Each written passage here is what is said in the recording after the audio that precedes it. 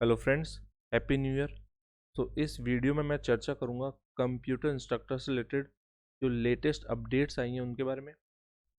काफ़ी सारे प्रश्न आप लोगों ने पिछली वीडियो में पूछे हैं कि बीसीए रिज़ल्ट कब तक आ सकता है। ठीक है, ये सबसे प्राइमरी क्वेश्चन था जो कमेंट सेक्शन में पूछा गया।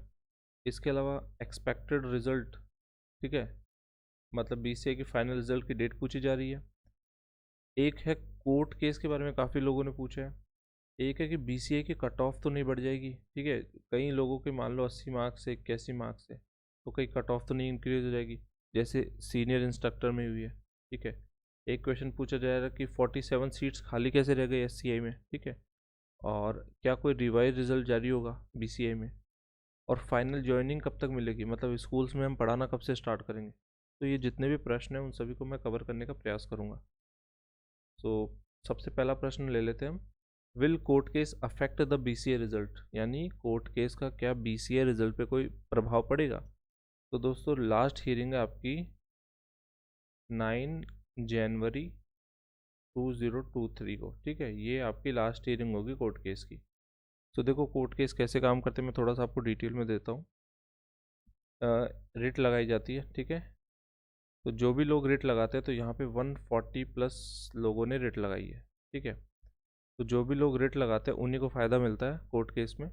तो यहाँ पे प्रॉब्लम जो थी सबसे बड़ी वो थी कि कुछ क्वेश्चंस ऐसे थे जो गलत थे, लेकिन आरएसएम एसएसबी ने उन्हें सही मान लिया। ठीक है, सपोज ऐसे 2-3 क्वेश्चंस थे जो आरएसएम एसएसबी ने तो सही मान लिए, लेकिन वो एक्चुअल में गलत थे और इस वजह से कुछ लोग रह गए। ठीक है, और वाइस वर्सा ऑल्सो। तो इस केस में क्या हुआ, कोर्ट ने क्या बोला है कि सत्यापन सत्यापन के आदेश जारी कर दिए। ठीक है, सत्यापन के आदेश जारी कर दिए, लेकिन अभी तक क्या होगा, जो 9 जनवरी जब आपकी आएगी, अगर देखो दो केस बनेंगे, आइदर या तो फेवर में जाएगा। ठीक है, फेवर में जाएगा केस किनके, स्टूडेंट्स के फेवर में जिन्होंने भी रिट लगाई है। अगर फेवर में जाता है, ठीक है, फेवर में जाता है, तो डीवी प्रोसेस चालू हो जाएगा किनका, उन बच्चों का जिन्होंने रिट लगाई है। तो ये जो 140 प्लस स्टूडेंट्स है, अब ये जो आपका हो चुका उससे एक सेपरेट ग्रुप है। देखो ये ग्रुप 140 वाला है और ये आपका जो हो चुका ऑलरेडी ऑलरेडी डन। ठीक है, ऑलरेडी डन जो डीवी है ये, तो इसका इससे कोई इंटरसेक्शन नहीं है। ठीक है, हमने वेन डायग्राम पढ़ा है ना, तो ये है और ये अलग अलग है, दोनों अलग अलग सेट है, तो दोनों एक दूसरे को अफेक्ट नहीं करते।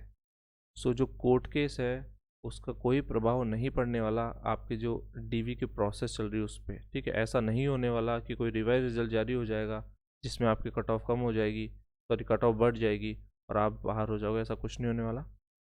सो फर्स्ट क्वेश्चन का मैंने आपको आंसर कर दिया। लास्ट 9 जनवरी को जो हियरिंग होगी उसमें पता चल ही जाएगा। तो फेवर में भी जाएगा तो भी कोई इशू नहीं है, और नहीं जाएगा तो सेम प्रोसेस चलती ही रहेगी, तो यहाँ पे आपको कोई दिक्कत नहीं होने वाली। तो फर्स्ट हमारा हो गया। सेकंड क्वेश्चन क्या था, बीसीआई का जो है फाइनल रिजल्ट एक्सपेक्टेड डेट और वीक क्या है। ठीक है, तो दोस्तों बीसीआई की देखो, देखिए अगर आप प्रोसेस देखेंगे तो आरएसएम एसएसबी जो है, अगर आप आरएसएम एसएसबी के अदर एग्ज़ाम्स की प्रोसेस देखेंगे तो ऑलमोस्ट 2 महीने लगा देती है, 2 मंथ्स। ठीक है, 2 मंथ लगा देती है अपने डीवी के बाद फाइनल रिजल्ट जारी करने में, लगभग 2 से 2.5 मंथ लगा देती है। ये आरएसएम एसएसबी का एक आप कह सकते हैं काम करने का तरीका है। ठीक है, इतना टाइम तो वो लेते ही हैं। तो अगर आप देखें तो हमारा 7 दिसंबर को, सॉरी 7 नवंबर को जो हमारा लास्ट डीवी का था। ठीक है, तो लास्ट डीवी जो डेट थी वो 7 नवंबर थी, तो आपका ऑलमोस्ट 7 जैन के आसपास रिजल्ट आ जाना चाहिए था। बट अभी क्या है, 7 और 8 को है आपका सीईटी एग्जामिनेशन, तो इस वजह से बोर्ड उसकी प्रिपरेशन में लगा हुआ है। सो अब क्या होगा कि अब जो आपका नया सप्ताह आएगा, मतलब 8 to 15, ठीक है, इस इस रेंज में आपका रिजल्ट आने की संभावना है। सो 8 से 15 के बीच में आपका रिजल्ट आ सकता है, और अगर इससे ज़्यादा एक्सटेंड होता है तो 8 से मेरे हिसाब से 25 जैन। ठीक है, अगर कोई ऐसे कारण आ जाते हैं, ऐसा कुछ सिचुएशन होती है कि उनके पास टाइम नहीं हो, मैन पावर नहीं हो, कुछ ऐसा आ जाता है, तो ये मान के चलिए 8 से 25 जनवरी ये आपका रहेगा। इस रेंज में ही आपको रिज़ल्ट देखने को मिल जाएगा, इस डेट रेंज में ही। तो रिज़ल्ट मैक्स टू मैक्स अगर सब कुछ ठीक रहा तो 25 जनवरी मैक्स टू मैक्स डेट होनी चाहिए, ठीक है। वैसे इससे पहले ही आ जाएगा मोस्ट प्रोबेबली, इतना लेट नहीं जाएगा, लेकिन अगर बोर्ड लेट भी करता है तो इतना आ जाना चाहिए, ये एक्सपेक्टेड है। बाकी अगर फिर 1% चांस ऐसा भी है कि अगले महीने आए, ओ सॉरी फेब में आए, ठीक है, 1% चांस ये भी है। अब ये बोर्ड पे निर्भर करता है। तो ये आपके हो गए रिजल्ट की बात। थर्ड थर्ड क्वेश्चन क्या है, will the BCA cut off increase. तो मैं ऑलरेडी बता चुका हूँ। मान लीजिए आपके 80 पॉइंट समथिंग मार्क्स आ रहे हैं, अगर आपने कट ऑफ क्लियर करी है, आप सेफ हैं, कोई इशू नहीं है, आपको ज्वाइनिंग मिलेगी, 100% मिलेगी। जो अब आप बात करोगे SCA में क्या हुआ, दोस्तों SCA में आपको पता है कि कट ऑफ बड़ी है, इसलिए बड़ी है क्योंकि 2 गुने विद्यार्थी थे, ठीक है। तो 2 गुने अभ्यर्थी होंगे तो कट ऑफ बढ़ेगी ऑब्वियसली, ठीक है। तो SCA का केस अलग था, यहाँ पे तो आपके बहुत सारी पोस्ट खाली है, ठीक है। BCA में तो बहुत सारी पोस्ट खाली है और DV के बाद भी काफ़ी सारी पोस्ट खाली हो गई। तो इफेक्टिव आप देखेंगे तो काफ़ी सारी पोस्ट खाली हो चुकी है BCA में। तो BCA में तो बाहर निकलने का कोई चांस है ही नहीं। SCA में इसलिए कट ऑफ बढ़ी क्योंकि ऑब्वियसली वहाँ पे डबल बच्चे आ गए थे। तो अब बात करते हैं next question, will there be any revise result for BCA। ना, BCA के लिए कोई रिवाइज रिजल्ट नहीं होगा, ठीक है। रिवाइज रिजल्ट, तो रिवाइज रिजल्ट कैसे बनता है दोस्तों, जैसे सपोज कोर्ट केस आ जाए और बोर्ड को मानना पड़ जाए कि हाँ जो हमने गलत माने थे वो एक्चुअल में सही थे, या फिर जो हमने सही माने थे वो एक्चुअल में गलत थे, दोनों में से कोई भी कंडीशन बन जाती है, और कोर्ट आदेश दे दे कि भाई रिवाइज रिजल्ट निकालो, उस परिस्थिति में लेकिन इसके चांसेस हैं लेस देन, मतलब 0.01% चांस है रिवाइज रिजल्ट आने के, ठीक है। तो रिवाइज्ड रिजल्ट नहीं आ सकता क्योंकि इतनी बड़ी प्रोसेस हो चुकी है, इतना मैन पावर लग चुका है, इतने आवर्स वेस्ट कर चुके हैं वो, तो इतना नहीं कर सकते। क्योंकि अगर ऐसा होता है तो फिर से एक और रिट लग जाएगी, जो सिलेक्टेड विद्यार्थी वो रिट लगा देंगे, तो ये प्रोसेस इसी तरह चलता रह जाएगा। इसलिए कोर्ट है वो भी बहुत अच्छे से जानता है कि काउंटर रिट लगेगी, ठीक है, एक काउंटर रिट लग जाएगी इसी के रिवाइज रिजल्ट को रोकने के लिए, ठीक है। तो ये रिट चलती रहेगी फिर। इसलिए कोर्ट भी क्या करता है, ध्यान में रखता है कि हाँ जिन्होंने रिट लगाई है उनका एक सेपरेट सेट की तरह डील करता है, और जो प्रोसेस चल रही है उसमें ज़्यादा वो छेड़खानी नहीं करते, ठीक है। अनलेस कोई बहुत ही ज़्यादा मतलब आप करप्शन वाला केस आ जाए, ऐसा कुछ होता है, वहीं जाके कोर्ट जो है इंटरवीन करती है, अदरवाइज प्रोसेस में कोई छेड़छाड़ नहीं करती कोर्ट भी। प्रोसेस को स्मूथ रखने का प्रयास किया जाता है जितना जल्दी हो सके, अदरवाइज ये रिट का खेल चलता रहेगा फिर। तो ये आपका रिवाइज रिजल्ट नहीं आएगा, जिनके 80 भी है बिल्कुल निश्चिंत रहे, सिलेक्शन पक्का है, कोई इश्यू नहीं होगा। सो इसके बाद है, तो जो चयनित अभ्यर्थी है उन पे कोई फर्क नहीं पड़ेगा रिट का। तो मैं ये लिख ही देता हूँ ये लाइन, जो चयनित अभ्यर्थी है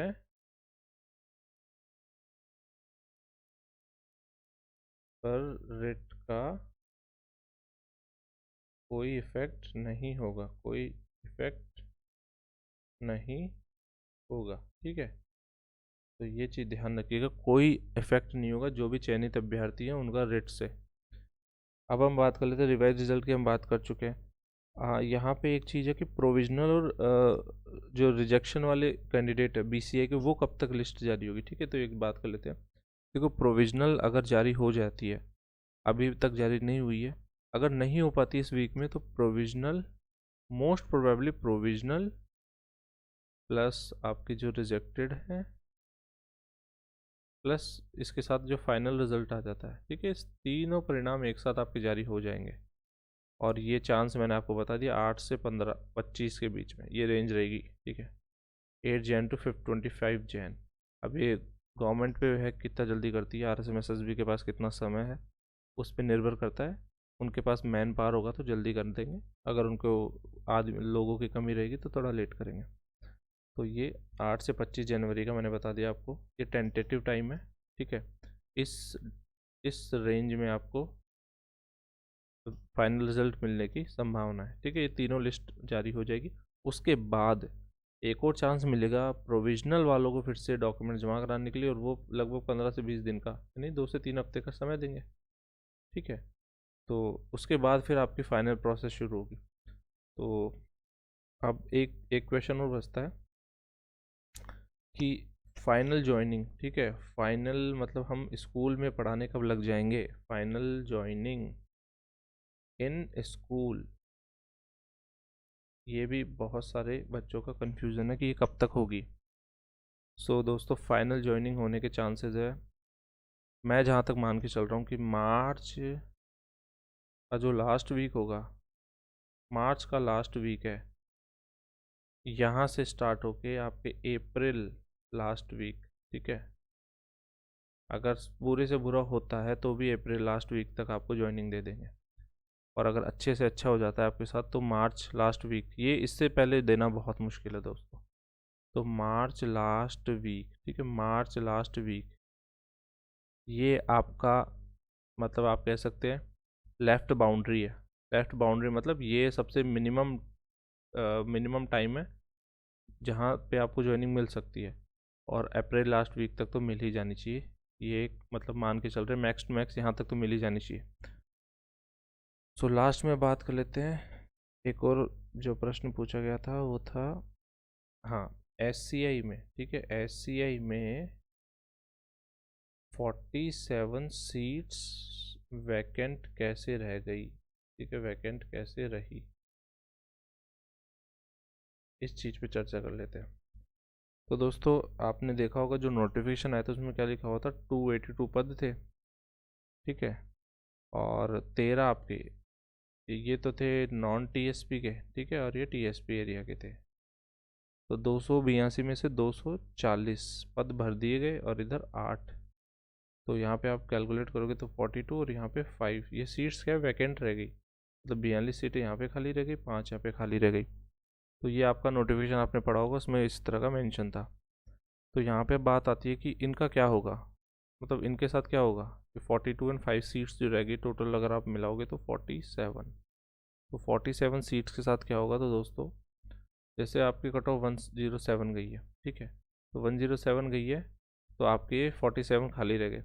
एक्चुअली क्या होता है, प्रोविजनल लिस्ट जो उन्होंने जारी करी थी उनके पास डॉक्यूमेंट्स नहीं होंगे और वो जमा नहीं करा पाए, तो इस वजह से फिर उनको भी रिजेक्ट मान लिया जाता है, और उसके बाद आपकी सीटें खाली रह जाती है।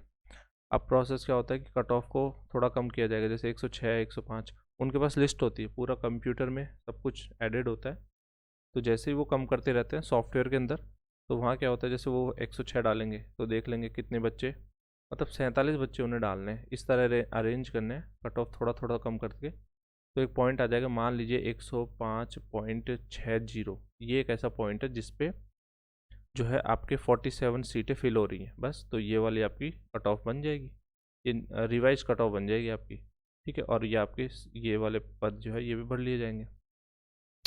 तो इस तरह एक वेटिंग लिस्ट जारी होगी, ठीक है, वेटिंग लिस्ट जारी होगी, वेटिंग लिस्ट।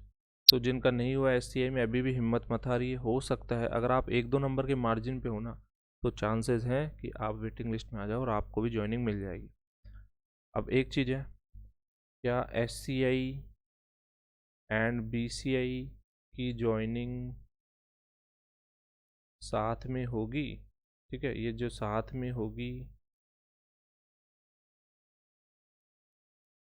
या अलग अलग, या अलग अलग, एक ये क्वेश्चन काफ़ी पूछा गया है। तो दोस्तों 99.99% चांस है कि BCI प्लस SCI इनकी ज्वाइनिंग साथ में ही दी जाएगी, और अप्रैल के महीने में मिलेगी, मोस्ट प्रोबेबली अप्रैल के महीने में ही मिलने वाली है, और अगर और ज़्यादा लेट खींचते हैं तो फिर तो पता नहीं कब तक मिले, लेकिन मोस्ट प्रोबेबली अगर सब कुछ ठीक चलता रहा और जैसा प्रोसेस अपनाती है RSMSS भी उसी प्रोसेस को फॉलो करते रहे, तो आपको मोस्ट प्रोबेबली अप्रैल लास्ट वीक तक तो दे ही देंगे ज्वाइनिंग, आप स्कूल के अंदर पढ़ाने लग जाओगे। सो ये है आपका BCI प्लस SCI का, BCI SCI को एक साथ ही आपको ज्वाइनिंग देंगे, अलग अलग नहीं देने वाले। इसके अलावा अगर आपको कोई और भी प्रश्न याद आ रहा हो तो मुझे जितने प्रश्न आते हैं मैंने सारे यहाँ पे कवर कर दिए हैं। अगर आपको इसके अलावा भी कोई प्रॉब्लम हो तो आप मुझे कमेंट सेक्शन में बता देना। बाकी एक प्रश्न था वो उससे रिलेटेड था कि प्रोग्रामर वो अनुदेशक से रिलेटेड नहीं है, सिलेबस से रिलेटेड था। प्रोग्रामर का जो सिलेबस है, ठीक है, और जो आईए का सिलेबस है, ठीक है, तो ये सेम होते हैं अलग अलग होते हैं? तो दोस्तों ये सिलेबस थोड़ा अलग होता है। प्रोग्रामर में थोड़ा टेक्निकल कोर पार्ट पूछा जाता है, ठीक है, प्रोग्रामिंग वाला पार्ट थोड़ा स्ट्रॉन्ग आता है इसमें।